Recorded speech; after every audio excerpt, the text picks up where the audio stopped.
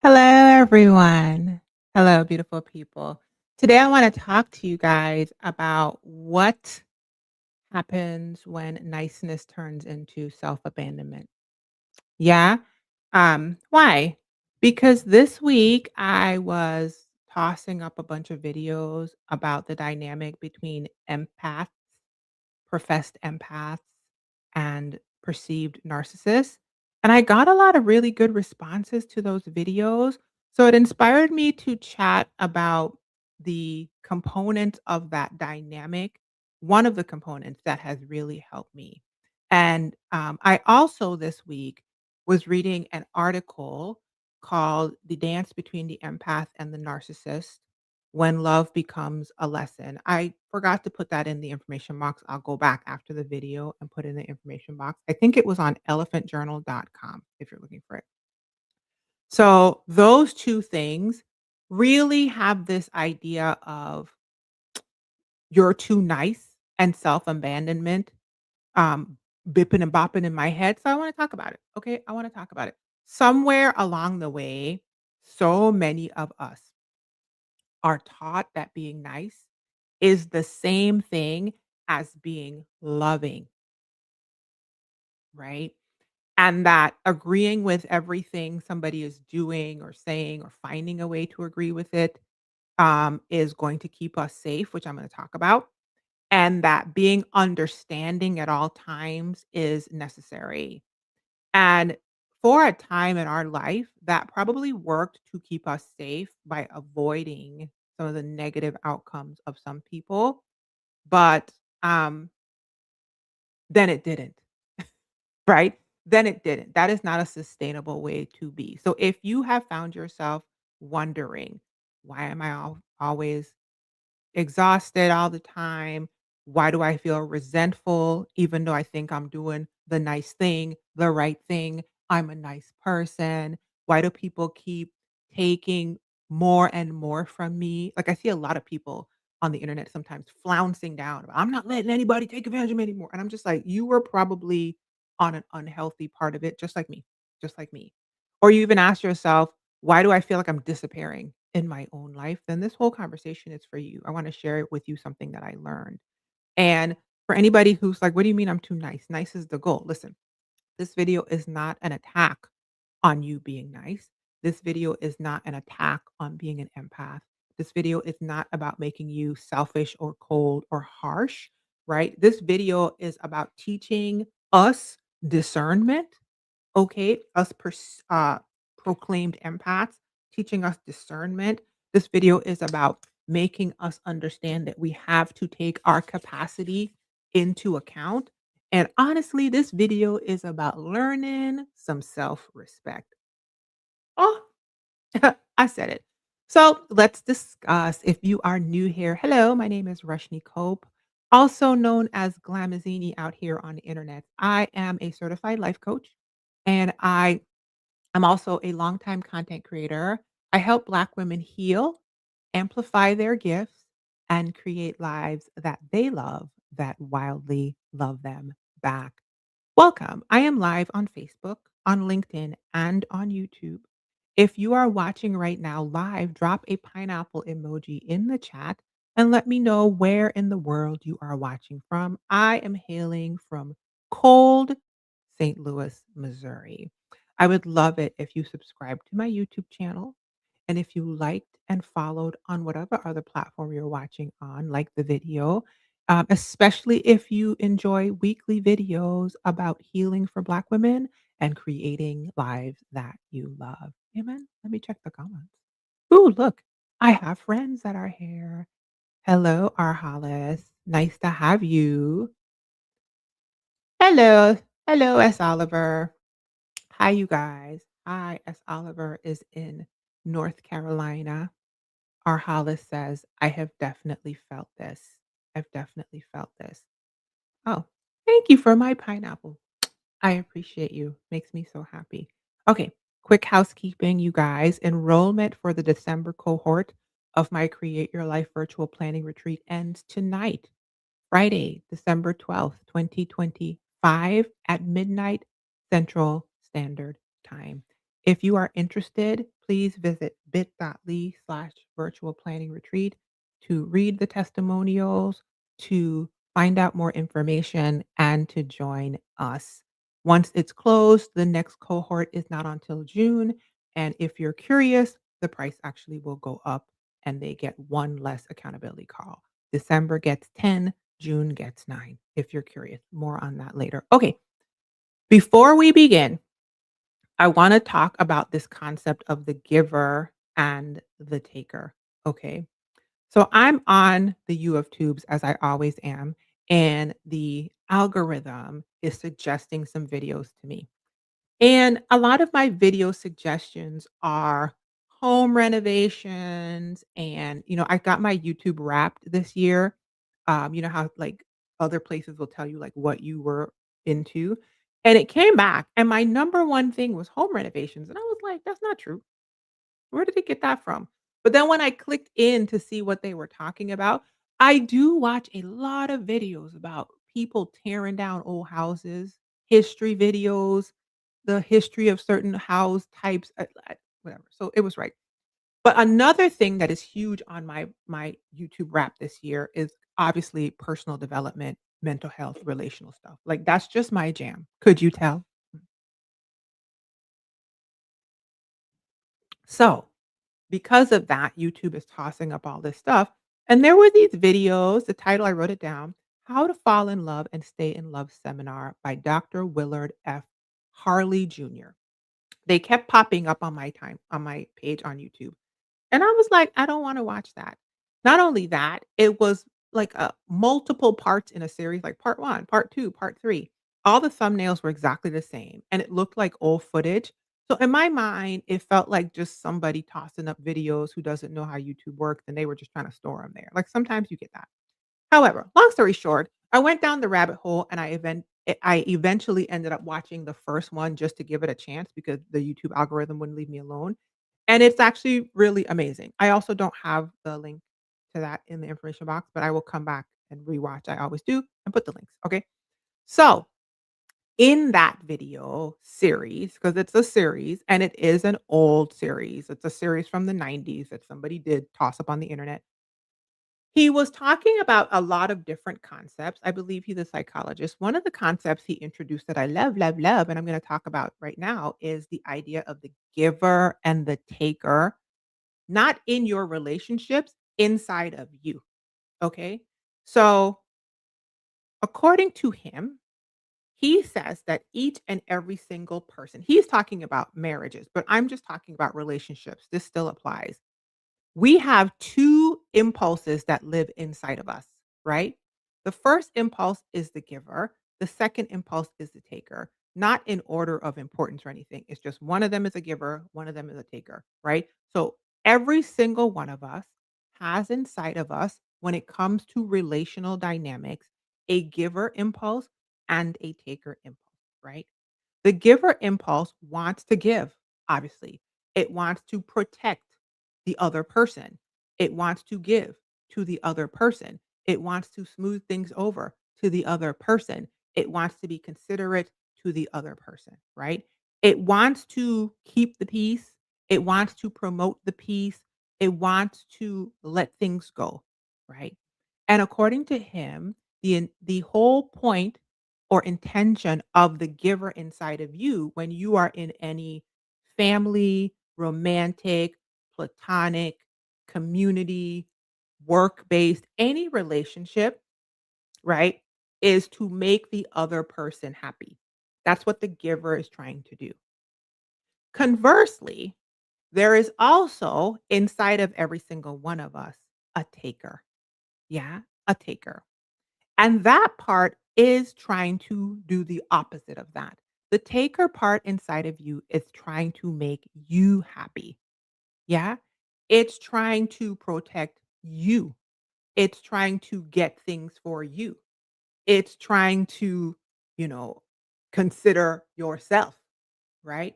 It's trying to protect your peace, right? It's you. So the point of the giver is, or I'm sorry, the point of the taker inside of each of us is like, what about me though? Like, what do I get out of this? Like, what's gonna make me happy? You know what I mean? Like, if I do that, what's gonna make me happy? You see what I'm saying? So the giver inside of each of us is trying to make the other person we are relating to happy, be considerate, keep the peace, yada, yada, yada. And the taker is trying to make us happy. And each of us has that inside of us. I thought that was such a fascinating concept. And that whole framework that he shared really made me see how I was not showing up in a healthy way in a lot of my relationships because he says that neither of them are unhealthy. They both exist in all people. It's just some people are too much one and too much the other, or always just one. So sometimes you have all giver, no taker, all taker, no giver, and you end up in this horrible dynamic. And he's like, being an overgiver is also not a good thing, right? Because you end up, well, I'll get to that. And I am absolutely that. I am unlearning that consistent self-sacrifice is an unhealthy choice.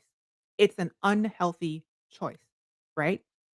So, when you are a giver and you are overtrained, like the giver in you is overtrained and the taker in you is underdeveloped, you become easy to drain dry because it's both of these are inside of you.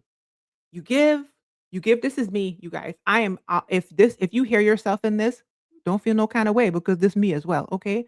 You give, you give, you give, you give, you give, you explain, you explain, you explain, you explain, you explain, you absorb the emotions of grown adults, you take on managing the moods of grown adults, you are carrying the conversations, you are keeping things stable, you are doing all of the labor, emotional labor.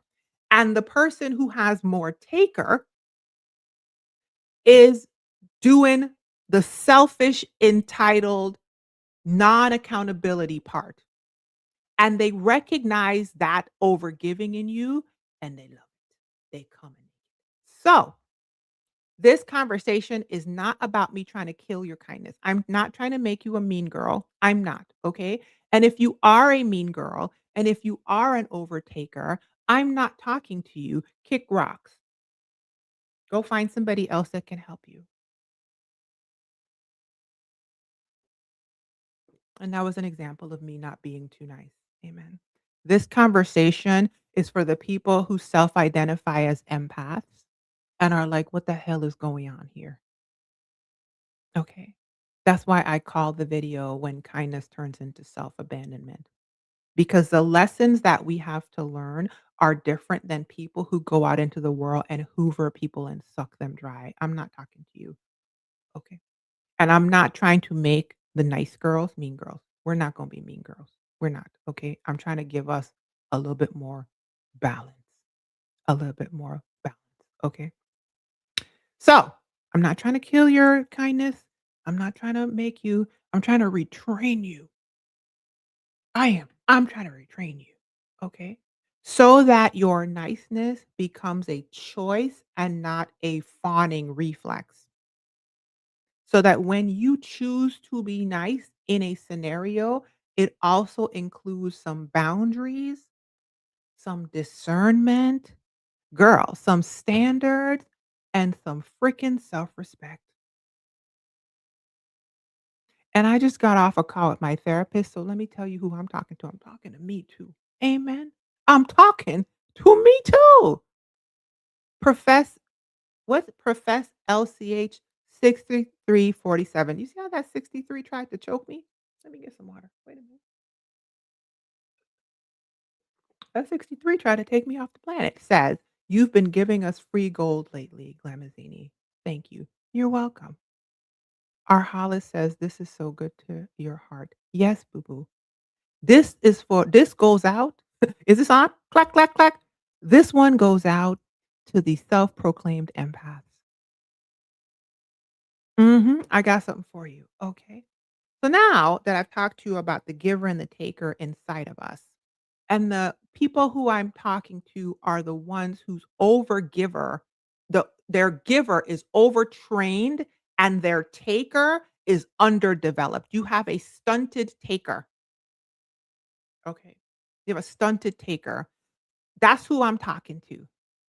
Now I want you to understand what I mean by saying that you are too nice. Too nice. Okay? What I mean by too nice. When I say you're too nice, I am not saying that you being nice or that niceness is a bad thing. Because I know you're like, but girl, I thought that's what we were supposed to be. Kindness is what we're supposed to be doing. No, I absolutely agree. I'm not telling you not to be kind, boo boo.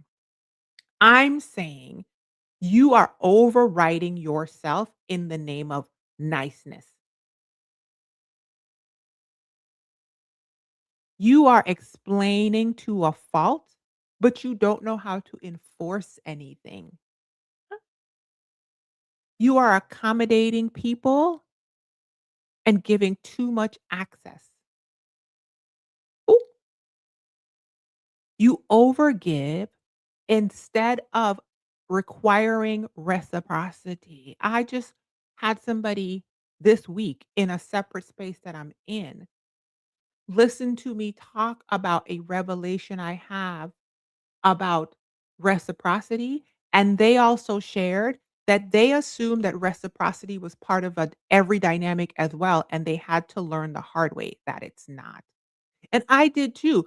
My innocence, I just thought everybody was giving, and we were all just giving. I honestly didn't even think the takers. My youthful self didn't think that that existed. We were both just givers and givers, and I just give and give and give, and they're gonna give to me, and I'm gonna give to them, and we're gonna get our needs met. No, boo boo. There's a different dynamic. Reciprocity is something you have to discern and not something that just comes by default. There are people who are not reciprocal. I had to learn that. When I say you're too nice, I'm saying you are staying quiet instead of speaking up and risking the disapproval of an unhealthy person. Why you want their approval anyway? And eventually, this performative niceness, I said what I said, starts costing you. It starts costing you your energy. It starts costing you your joy. It starts costing you your creativity. You can't create anything because you are spending your life with chaos monsters that drain you. So you can't even access the creative part of yourself, your being, and your brain because you are constantly in your amygdala fighting for your whole entire life. It costs you your clarity, it costs you your peace, and if I'm being honest, when I look at my demographics of my viewers, we're old enough, it costing you your health. I already shared with you research. There's a video, I think it's called Your Silence is Killing You Literally. Research that shows that self-silencing in relationships results in higher cases of autoimmune disease and cardiovascular disease in women. It's costing you your health.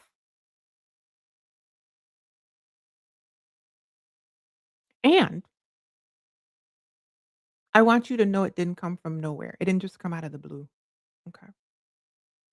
You got it honest, like the people them say. Okay. You got it honest, right? As Oliver said, you're talking good. I'm dealing with this. I've been dealing with this the last year or so professionally. I work in healthcare and with a vulnerable population. I'm often treated as if I should go above and beyond. Our Hollis says, giving too much access. Been there too many times. Listen, I had a therapist years ago. I'm not there now, but I had a therapist years ago tell me that I lack discernment.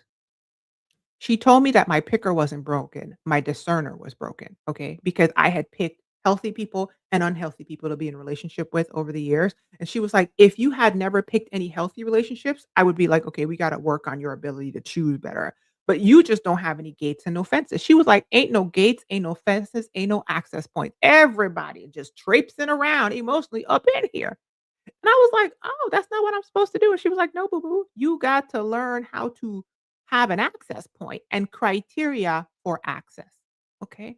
And now at 49, breathing on 50's neck, I got it. Listen, when I tell you it was a hard learned lesson, but I got it. Okay. And you could get it too. Now let's go into nerdy land because y'all know how much I love a nerdy part. Okay. We're going to talk about the big five personality traits and specifically the trait of agreeableness. Yeah. So in psychology, the big five personality traits, which is also known as the five factor model, is a widely accepted framework to describe five core personality traits. You know it by the acronym OCEAN: openness to experience, sorry, conscientiousness, extroversion, agreeableness, neuroticism, right? Each trait in the big five represents a spectrum that an individual can fall on between high or low, reflecting a unique blend of those traits. Yes? Today, we're going to talk about and zoom in on agreeableness. Agreeableness. A person high in agreeableness is considered nice. Yeah? That person is usually self-identifying themselves as an empath. So they are high in empathy, they are cooperative, yeah? They seek out harmony within themselves and others, usually just with others. They are very considerate, they think about other people before themselves, they are compassionate, they put a lot of trust in other people and other people's goodness and niceness, and they are perceived as nice. Yeah, they are perceived as nice.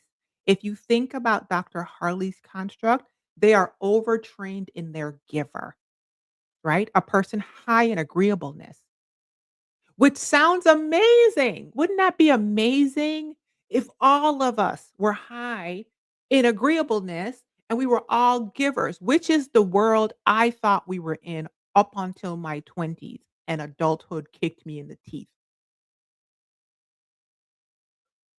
That is the imaginary world I thought we were living in.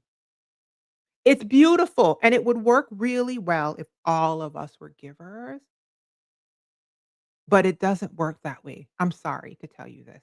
It doesn't work that way. Okay. Because high agree we also live with taker inside of us and people who are overtrained to their taker. So when you are high in agreeableness, which is typically what the nice girl is, uh-huh, and you typically don't have no boundaries when you're high in agreeableness. And high agreeableness without boundaries is people pleasing. Uh-huh. It's conflict avoidance. It's taking more responsibility for the emotional state of other people than is yours to take on. That's not yours, boo boo. You are responsible for your own emotional state. They are responsible for theirs. It's high and chronic guilt. Guilt is when you feel like you've done something wrong, something that is prosecutable, something that'll get you in trouble. High and chronic guilt because you think you're supposed to be nice. So you guilty you taking on the guilt for yourself, you're taking on the guilt for others. It is self-abandonment and erasure.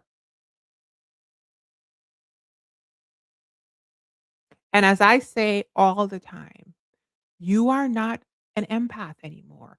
You are an enabler. Ooh. Let me open up my new lip gloss, okay? While we just ponder on that. You're an enabler, sweetie. Mm, I'm sorry to be the one to tell you. Okay. And I'm telling you that because I wasn't only a client, I was enabler president. This is the lip bar. I already have one of these somewhere. I think it's out by the front door. I love the lip bar lip oils. I think they reached out. No, why won't you open? This is the color fan club. I think they reached out to me on TikTok because I've been putting up these shoppable videos. I need to tell them, yes, send me my free products because I'm already a client. I can't get it out. What's happening to this box? Oh, here we go.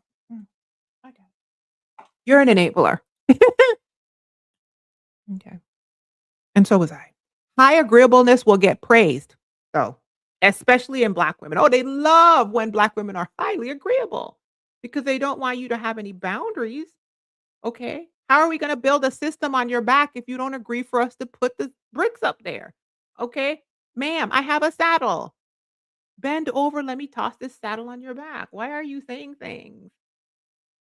Okay. I'm trying to build a system on you. They love it for us. Okay. Be agreeable, right? You don't want to be called angry. You don't want to be seen as disagreeable, Black woman. So, you know what I mean? Squirrel? Okay. This is important. Let's talk about this for a second.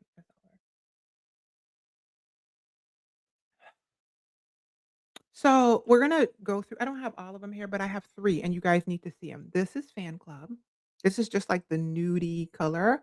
Love it. This is like my 2nd or 3rd tube of that one. This is which one is this? This is one of one lip bar oil, just so you know, okay? And these were bought with my own money. And then I also have this one here, and there's a pink one, but it's in my bag. And what's this one? This one is crowd pleaser. Okay. Because even though I'm out here healing, I don't have to look like what I'm going through. Do y'all see my new glasses, James? I don't know why nobody told me about these glasses chains. This is part of my Gen X auntie put togetherness. The glasses chains is activation of Gen X auntie. You're welcome, boo boo. I stop for the important things, okay? And it's important to me that you get your lips looking amazing, okay? All right. High agreeableness is praised in Black women. They tell us to not be angry, to be understanding, to be patient, to be strong. You're so supportive. All these people on the internet talking about my mom told me that when I was a kid, if I got lost, to look for a Black woman because we're like, I don't know what's going on. I mean, I guess, and that is a wonderful thing that we're giving off that vibe. But we're like, what are we like, mammies or something? Like, girl, look for your mother. Don't look for.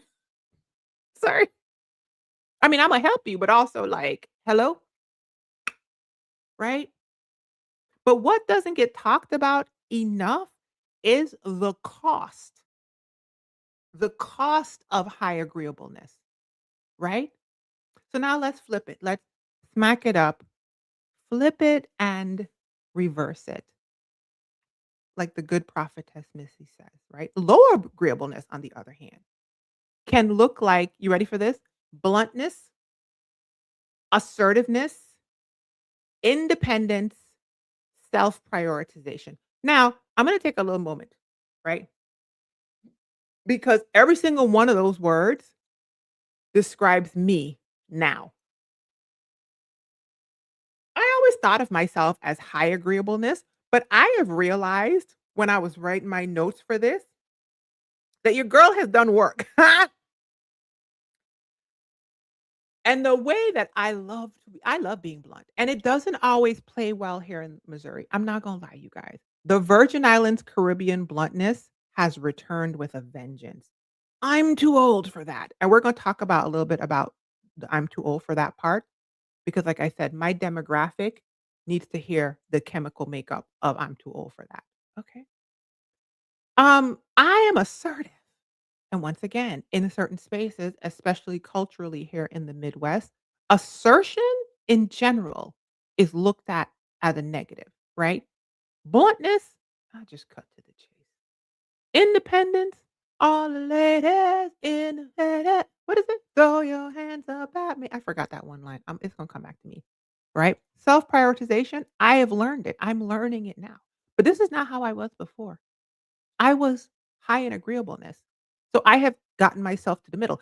The problem though with low agreeableness is at an extreme, because remember it's a spectrum, it can slide into being mean, harsh, exploitative, entitled, lacking empathy, and emotional selfishness, which is what could be perceived when you shift from high agreeableness to the center, and which is what you are experiencing with people who are high on the taker side.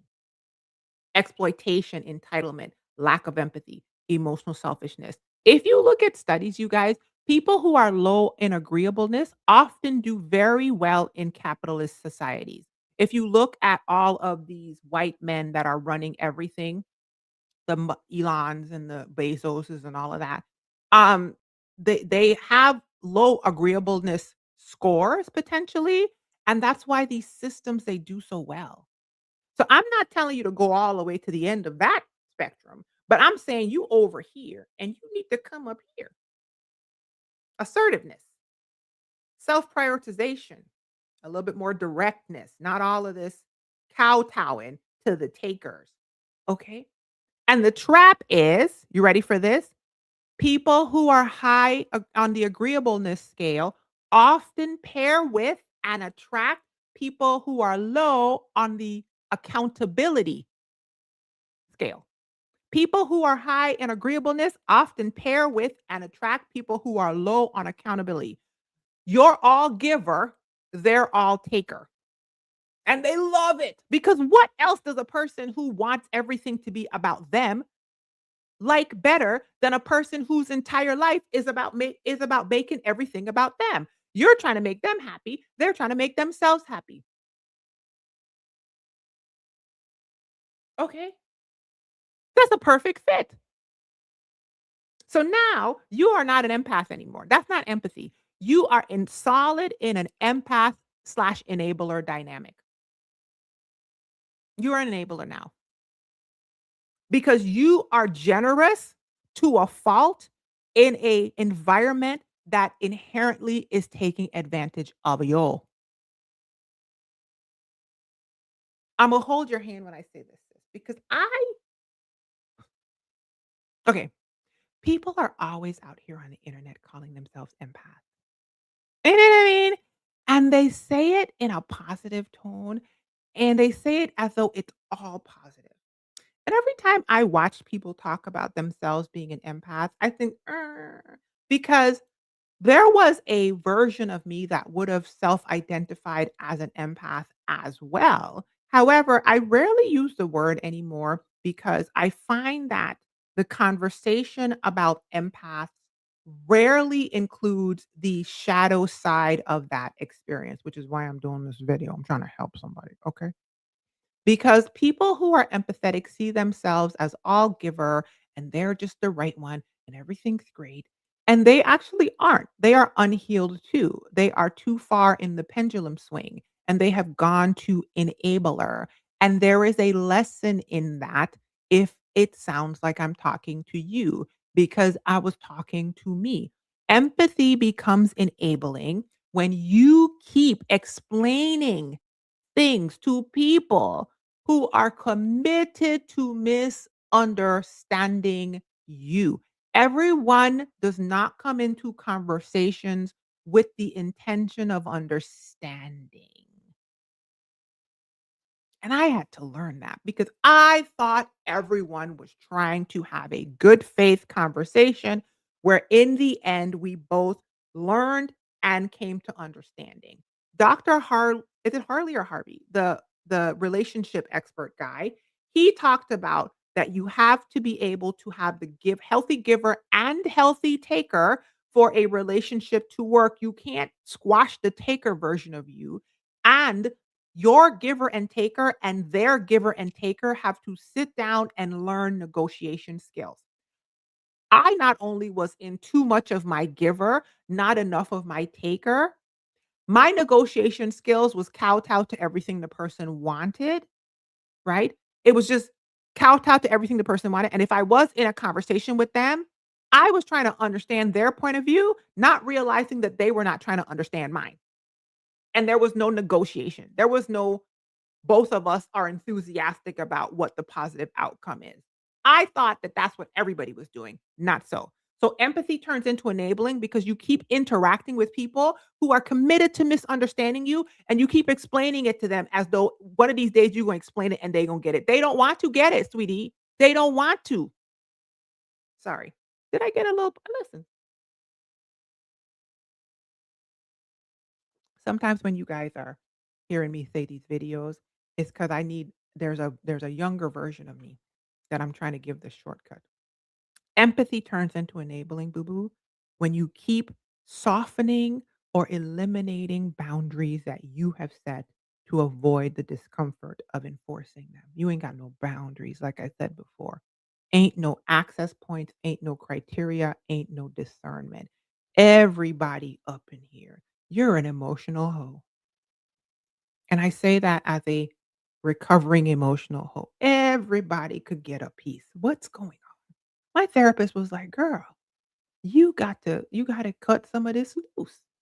Some of these people are genuinely unhealthy people, and you just in here, there you go, but I understand where they're coming from, girl. But there's a valid reason why they're that way, girl. Okay? Empathy becomes enabling when you keep rescuing people who will not take responsibility for their actions. You are not Captain Save a Ho or Him. You are not a repair facility.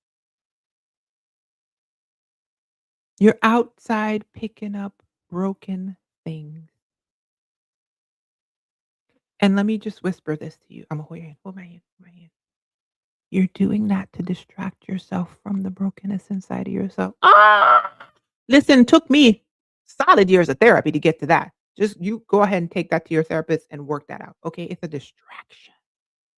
Empathy becomes enabling when you keep rescuing people who won't stand up and rescue themselves.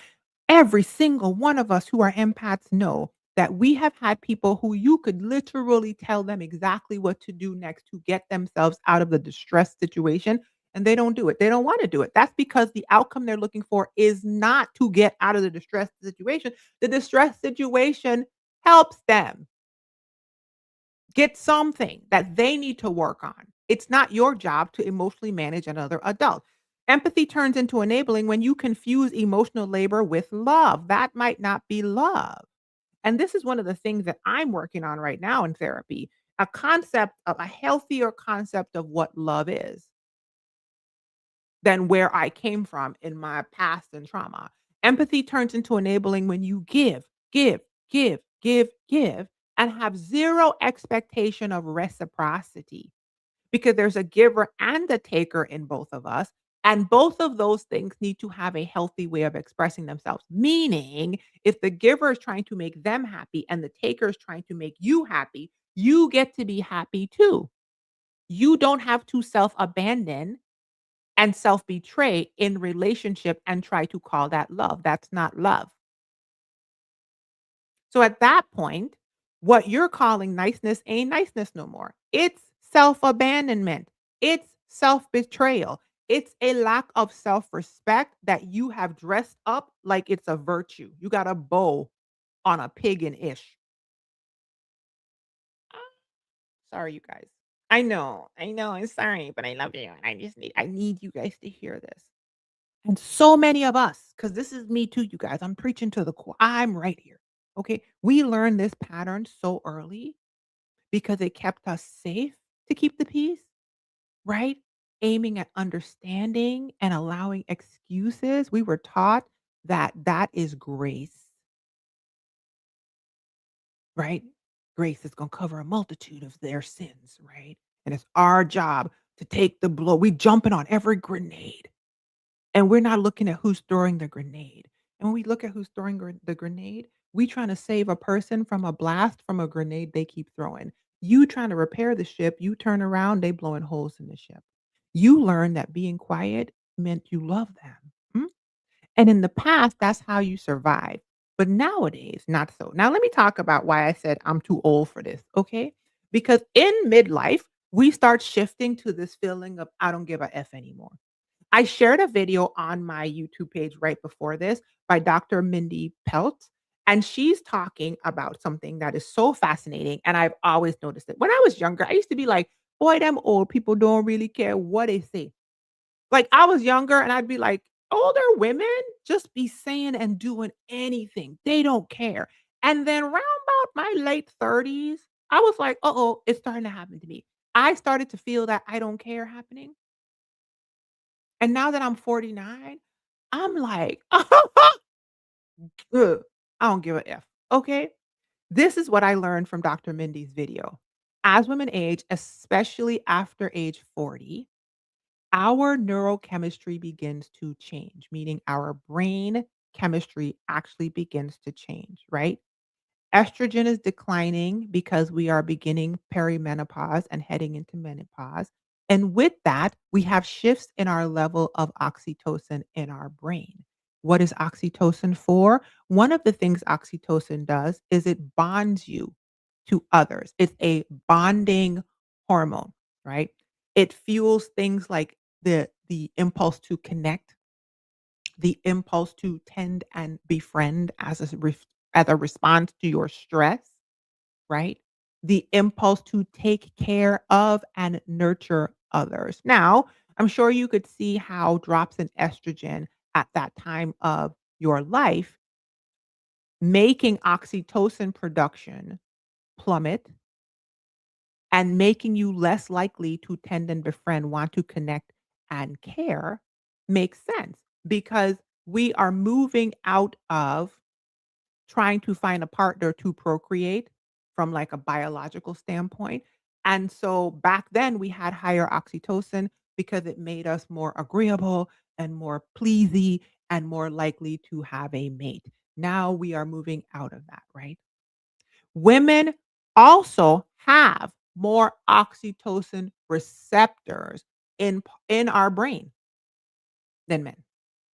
And those oxytocin receptors are tied to how we process our emotions and our stress. What that means is for much of our lives, when we were younger, we were wired to connect with other people when we felt stressed. We were wired to smooth things over. We were wired to nurture and caretake, right? That's why you going out picking up broken things, calling it love. We were wired to seek closeness. We were wired to maintain harmony. And when harmony was disrupted, to do something to get it back. And here is the plot twist slash I wrote down the good news. Okay, it's the gospel. It's the good news women watching this video because I look at my demographics on this video and I'm talking good to all of us. As your estrogen declines, the influence of your oxytocin changes too. The research shows that women in their 40s will rely less on emotional appeasement. We have more access to our prefrontal cortex, which is the thinking thinker part of our brain. We jump out of the amygdala, which is the stress response version that we used to be in when we were younger, and we think clearer thoughts with executive functioning, women over our 40s. We become less motivated by social approval. We do not care. And even though we still understand that there are social norms, we begin to care less and less. So, when you say you don't want to be a people pleaser no more, I don't want to be a player no more. I don't feel like explaining myself. I literally don't care what you think I'm supposed to wear, how I'm supposed to look, how y'all say I'm supposed to. Now the young people saying we're not supposed to wear jean jackets. I have a perfectly good jean jacket. I'm going to wear it. I literally do not care. What's happening to you is you are evolving and maturing as intended. It's happening to all of us. And your nervous system is actually asking for mature depth and not just oxytocin driven appeasement and people pleasing. Isn't that fascinating? I thought that that was so good because I'm a nerd and I love stuff like this. Now, in the last video, I shared with you guys 3 of my biggest lessons that I learned this year. And one of the things I want to revisit is the idea that your environment, your habits are shaped by your environment. Your habits are shaped by your environment. What you choose to do and your habitual behavior is highly correlated with the environment that you are in. So, if you are surrounded by people who benefit from you over giving and being so nice, if you are constantly in a system that rewards you self-sacrificing and self-abandoning black woman in a system, hello? So we are surrounded. Okay? It is It is benefiting from our self-sacrifice. If you are only in a bunch of roles that value what you provide for them, not who you actually are, and they are overtaking and you are overgiving, your nervous system will keep trying to perform niceness for them, even though what you're doing is self-abandoning and self-sacrificing. And it's not because something's wrong with you or that you're weak, it's that the environment you're in triggers your habits, right? It's the environment you're in will trigger your habits. And that is why I have been intentionally removing myself from environments that benefit from me being too nice and enabling, and I have been enabling all of that this whole time.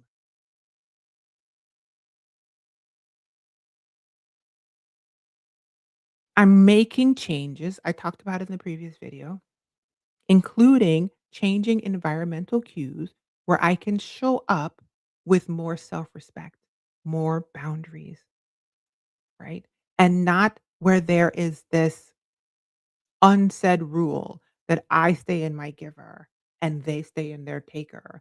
And I just get sucked dry like one of those little things on Ursula, with the Little Mermaid. We off that. Niceness turns into self-abandonment when you override what your body is telling you. I talk to you guys about your nervous system all the time.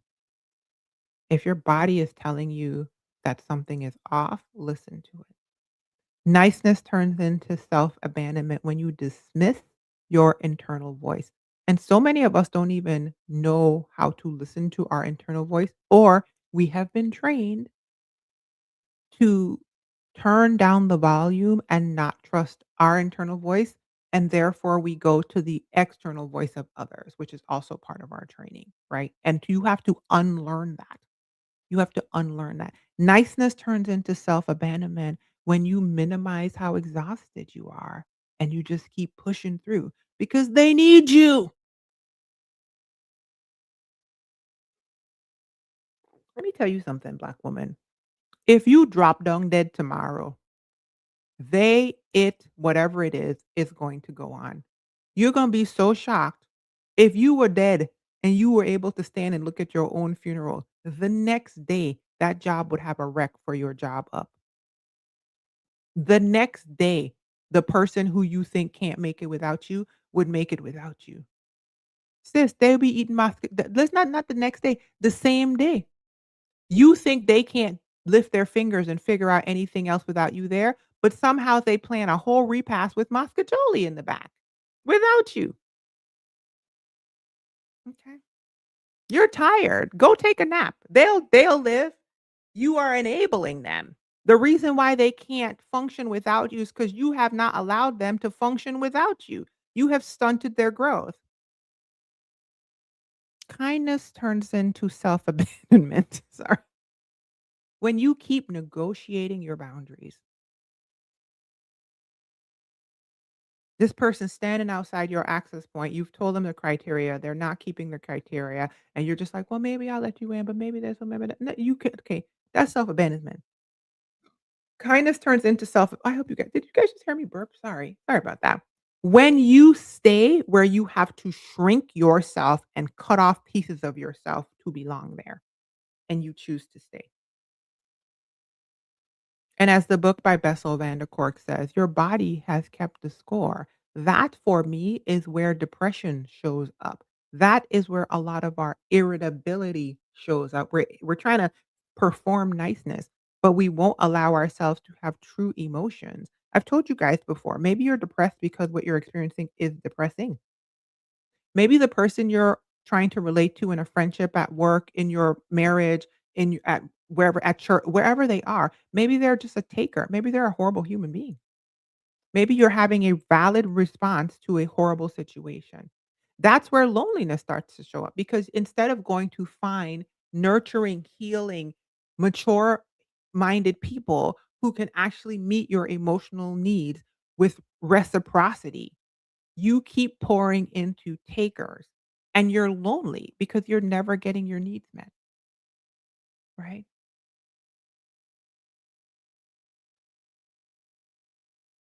You're burnt out, you're running on empty, and here you are still performing niceness.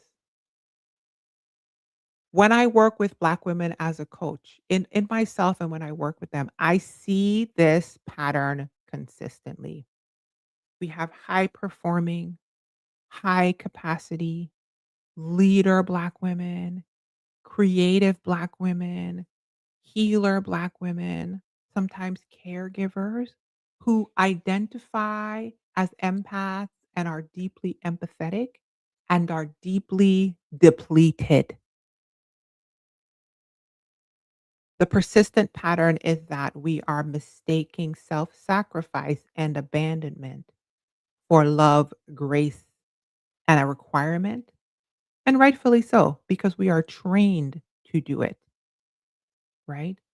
And we lack discernment for so long that we are burnt out. The lesson is we need to reframe the goal.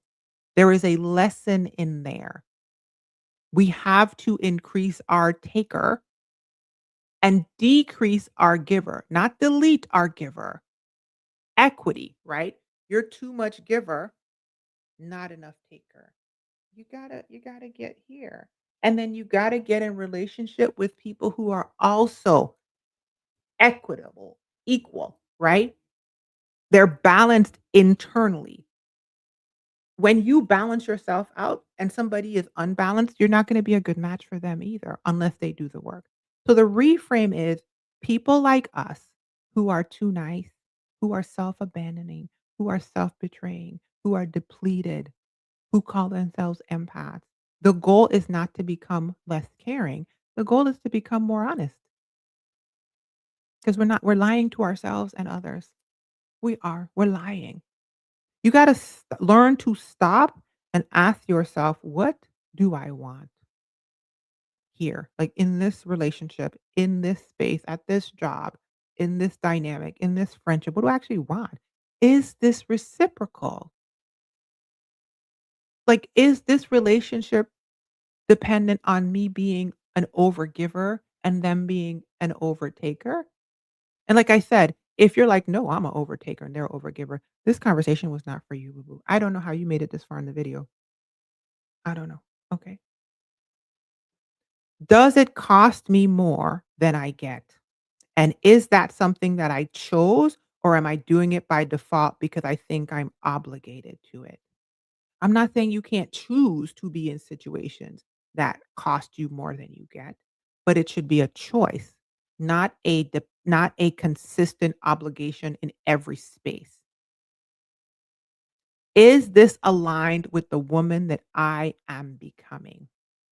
Or is it a version of me that I say I don't want to be anymore, but yet I keep kowtowing to this person, this relationship, this space, and letting them toss the same saddle up on my back? Mm, mm, my God. Okay. Asking these questions are not selfish, empathetic Black woman. You're probably never going to be selfish. I think there's a video of me. I'll put it in the information. It has to be 10 years old or more on YouTube of me saying this very same thing about realizing that I need to be more selfish is what I said back then because, from glory to glory, I don't have the vocabulary. I have more of it now. And I think I said in that video that I don't think I'm ever going to be selfish because I'm so far in the selfless category that any correction I make is just going to get me to the middle of that. It's not selfish. It's mature and self-respecting. I don't mean to be the one to tell you the news, but you lack self-respect and you're calling it nice. Mm. And all these other people you see out there that you think come off a little selfish, what you're seeing, I'm not saying the narcissistic part people. I'm not saying the people that are the overtakers. I'm talking about the mature, centered people who are are, as you perceive, a bit more selfish than you understand, and you're sitting there thinking, "Well, why do they get to do that?" They get to do it because they're grown-ups. They emotionally more mature than you. They have more self-respect. Self-respect shows up in standards and boundaries and ability to say yes and no. Self-respect looks like fewer explanations to people who are committed to misunderstanding you. Aiming your conversations toward people who have shown a desire to negotiate, comprehend, and understand you. Removing yourself from places where people have not shown that. Having clearer standards. Standards are the least that you will accept. You have a bottom of this thing. Slower yeses, self-respect, um, changes in not being too nice look like saying yes slower, no faster. Choosing environments that support the you that you are creating, the you that you want to be, the you that you are becoming, removing yourself from environments that do not, removing yourself from people, places, and things that benefit from you and obligate and require you to abandon yourself to be there. That's what it looks like. And if you think that's not nice, that's why I had to make this video. 'Cause I as well had also thought it, you know what I'm saying? And I was wrong, and I'm breathing on 50's neck, and ain't no actual way I'm going forward as the days move on without learning this lesson. Because when I tell you it's a hard learned lesson, life been on my ass about it, and it took me a long time, but I've gotten it. You got to ask yourself, "What do I want? What do I need? What does my body say? Is this an unhealthy situation and I am being nice when what I need to be is gone?"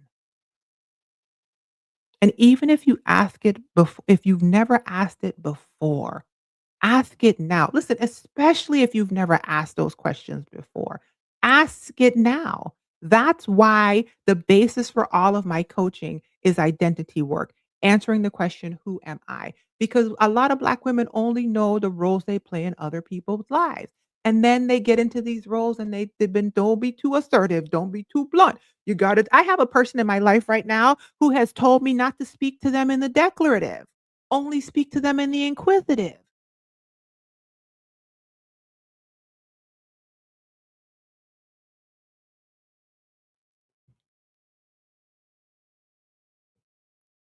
I'm sorry, what?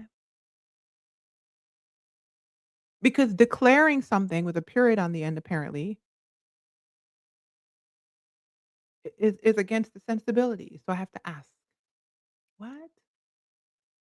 And here's the part that a lot of people know, are trying to avoid, but don't want to hear. When you stop being a nice overgiver, some people are going to buck up, get uncomfortable, and they're going to complain about it. Why? Because they were benefiting from you being, "Oh, I love you. I promise I do. Give me a hand." A pushover. Like I said, you are a strong horse and you have been trained to kowtow down to one knee, and they kept wanting to throw a saddle on your back. Now, when they walk up to you, you standing up straight, looking at them, and they're just like, "Bend over. I'm trying to mount up on you. I have to build this system on my back. You don't expect me to have my own emotional healthy responses, right? You're supposed to do the emotional work for me, and I'm supposed to not be accountable and say everything is your fault." You know what I mean? And you're supposed to just take it because grace is gonna cover a multitude of sins, right? People are gonna get upset at you, and the reason why people are gonna get upset at you and you've been avoiding those types of responses, but keeping yourself around those people when what you should be doing is avoiding those people. You keep contorting yourself so you could stay in relationship with somebody that benefits from your performative niceness. When what you should be doing, I shouldn't say should because my therapist used to say don't shit on yourself. What you could be doing is removing yourself from those spaces because people who benefit from you being an overgiver so they can remain an overtaker will push back. They will be like, "You changed," and you should be like, "You haven't." Like, we getting old, we big and old, okay? That's not you got gray hair. We big and old. Why haven't you changed? Why haven't you grown? Why haven't you matured? Why are you still in your overtaker? Why aren't you noticing that everywhere you go, there you are and you're getting bad results? And all you're doing is you're like a parasite on other people emotionally, right? You don't need permission to evolve. Matter of fact, you are evolving and you're either going to go further into well, I'm just going to keep being nice. I'm just going to, one of these days, this kindness is going to work. Sweetie, you got to learn that some people, places, systems, and things are going to benefit from your niceness. And what you're doing is abandoning yourself. You are allowing yourself to be a tool. This is also part of why I have my coaching stuff. And this is why I have Create Your Life, which I was telling y'all about earlier. It's not about making people harder, harsher, or making them hustle. Matter of fact, I don't like it. I don't do it. It's about creating a life that is built around who you are and aligning your plans and everything to who you are, putting you in the center of your one lived life. Me and the divine are in the center. You know how everybody like, I'm decentering men. I'm decentering. Listen, I'm decentering everybody. If it ain't me and God in here, ain't nobody else. The rest of my life from this moment on is going to be a wild love affair with me and the divine, and everyone else is going to be part of that. But I'm not centering anybody. Okay? I ain't centering friendships. I ain't centering family ships. I ain't centering work ships. I ain't centering relationships. I ain't centering men, women. Listen, I don't know. Right? Alignment with me and the divine, and not a life of obligation and feigned niceness and kindness, what which is just a cloak for self-abandonment and a lack of self-respect. That is why in my retreat, I talk about identity. I ask you questions to help you discern the answer to the question who you are. We talk about how to have a regulated nervous system. We speak about boundaries without the guilt, right? We create systems that support you and your actual capacity. Not no feigned crush yourself, black women under the system niceness. We off that. I can't help you with that. There are plenty of people that'll help you figure that out. And then Imma help the ladies, and I do this. I've been doing this. Hundreds of women have done it with me. Plan a year or whatever time frame they choose. I kinda switched it up this year. That does not require you to betray yourself, possibly for the first freaking time in your life. So many of the women that do this retreat with me are like, "Girl, I ain't never thought about none of this stuff." Exactly, because you've been in the matrix, okay? You've been out here being mounted up by taker people. You are a perfect fit. And I say that because I was a perfect fit, which is why I'm so passionate about this, right? The retreats have started. It started today. If you have signed up, um, you should have gotten your first email and you should have access to the first section. So go ahead and check that out, and if you haven't, email me at eni@glamazini.com. Yeah. You still have time to enroll if you have not enrolled. Enrollment for the December cohort of this retreat actually closes at midnight Central Standard Time. Amen. Let me put the link in the thing again. I'm gonna put this in here. If you would like to bit.ly/virtual planning retreat, the link is in the comments. The link is in the information box. The link is on the screen. The link is everywhere, you guys. Okay. The link is everywhere. You know why? Because we have a good time. We do a week of planning this week, and then after we do a week of planning with the modules, the videos, the audios, the downloadable workbook. I got a workbook this year, you guys. I'm sponsor. Okay. Um, and we do the week. After that, you have access for an entire year to all that information. And we have the December cohort gets 10 monthly group accountability calls. So during this planning week, we have 4 group calls. The ladies that are signed up, the first call is tomorrow, Saturday, December 13th at 6 PM CST. That's in the email. You should get right, okay.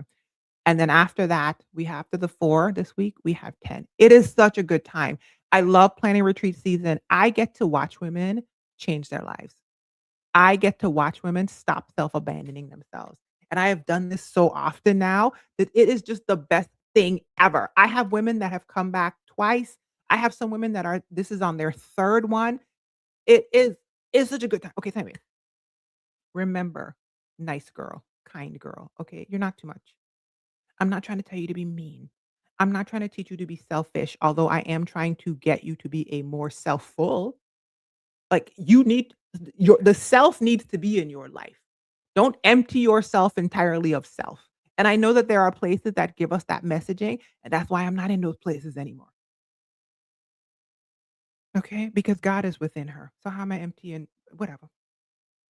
Let me focus. Okay. Wake up. That's what I wanna say.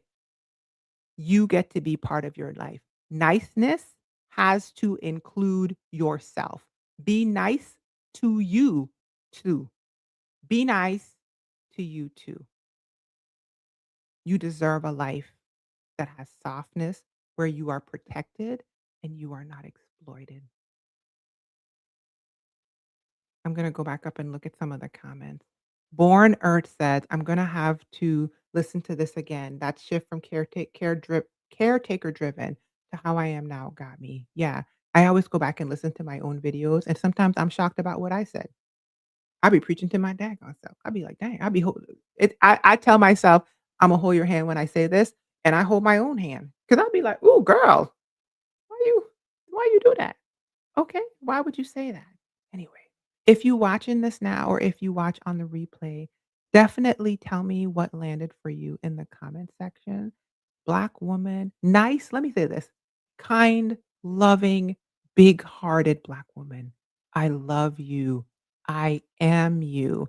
And I am healing a wounded version of empathy in myself that I picked up validly from a childhood that told me I had to self-sacrifice to be loved. And I'm doing it right in front of your face. I'm healing in front of you, and I'm sharing what I learned so that you can have the shortcut. You don't ever have to put your hand on a hot stove to find out it's hot. If I tell you it's hot, you can just skip the burnt up step altogether and go about your merry way. That is why I'm here. I am you. I love you. Be well. Be encouraged, ladies. Here's a pineapple. Bye, y'all.